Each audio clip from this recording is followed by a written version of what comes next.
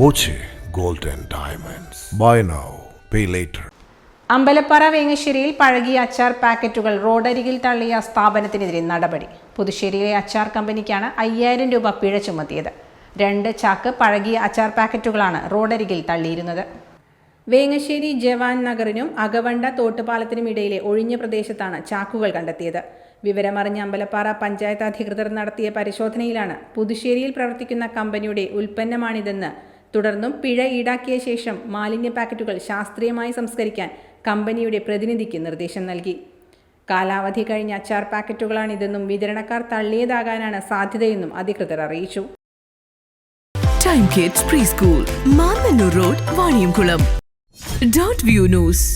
കാഴ്ചകളാണ് ലോകം, കണ്ടു തുടങ്ങുക.